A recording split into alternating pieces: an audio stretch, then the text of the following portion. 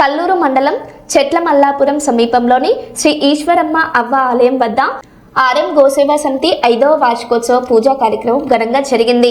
ఈ కార్యక్రమానికి ముఖ్య అతిథిగా వైఎస్ఆర్సీపీ నంద్యాల జిల్లా అధ్యక్షులు పాణ్యం మాజీ ఎమ్మెల్యే కాటసాని రాంభూపాల్రెడ్డి హాజరై గోవులకు ప్రత్యేక పూజలు నిర్వహించారు. పలువురు ప్రజాప్రతినిధులు నాయకులు పాల్గొన్నారు.